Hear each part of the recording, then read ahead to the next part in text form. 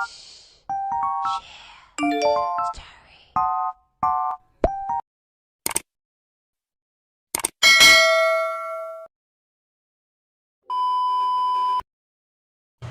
guys, it's Monday and as what you have noticed, hindi ako pumasok today kasi nga fiesta ngayon sa San Agustin Summer. So, obviously, pupunta ako ngayon para mag-fiesta, charot. So, actually guys, andito na ako sa RFM and hinatid lang ako ng partner ko si Nick. So, waiting lang kami guys na mapuno yung bus para makapag-travel na. So, actually, kahapon pa dapat ako pupunta and kasama ko si mama and papa. Pero since gustong sumama ng pinsan ko na sa Tikat, I decided na hintayin na lang siya on Monday. So, obviously, hindi na ako nakasama kay mama kahapon. Pero sadly din kasi nga hindi din siya nakasama today. So sobrang nakakalungkot lang kasi nga sobrang excited pa naman siya na pumunta dun sa San Agustin. Kaso nga lang nag-away sila ng partner niya. So ayoko na din makialam kasi nga buhay naman nila yon. So anyway, okay lang naman din kasi nga kaya ko naman mag-travel mag-isa. So anyway guys, is what you have noticed. On the way na din kami papunta sa San Agustin. So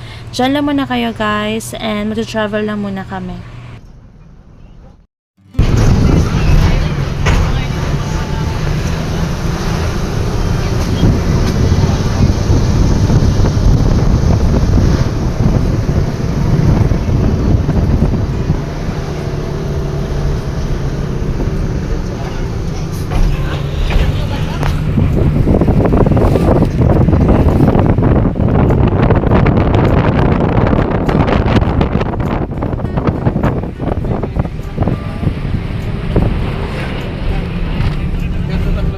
So, anyway guys, andito na pala ako sa San Agustin and as what you have noticed, binabantayan ko yung anak ni Ate Marge and kasama ko din si Zarina and si Zet. So, actually guys, katatapos ko lang din ito kumain and sobrang sarap talaga ng lechon nila. So, pagdating ko, half na lang din yung lechon kasi nga, obviously naman, na sobrang sarap ng pagkaluto nito. So, anyway guys, hindi din naman kami nagtagal dito sa San Agustin kasi nga, after namin kumain and mag-take out, charot, umuwi na din kami and nakisabay na din kami sa kapatid ng papa ko. So, since meron silang service, doon na lang din kami sumakay para at least makatipid naman kami. Kasi nga, yung pamasahe daw nila papa is iginala niya doon sa diskuhan. So, sobrang galing, charot. So, anyway guys, as what you have noticed, kahit hapon na sobrang dami pa ding bisita and sobrang nakataba din ng puso kasi nga, yan, nakapag-banding din kami ng pinsan ko and nakapasyal din ako doon kay Ana. So,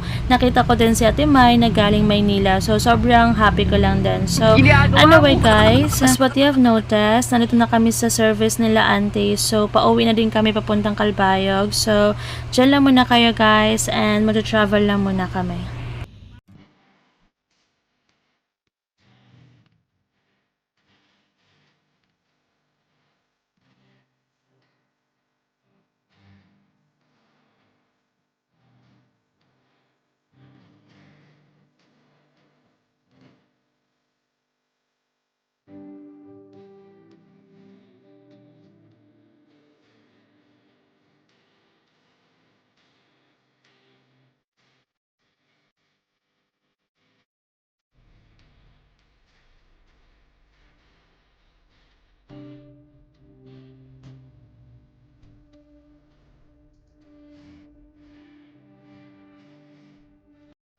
So anyway guys, that's all for today's video. Thank you guys for watching. Please don't forget to subscribe my YouTube channel.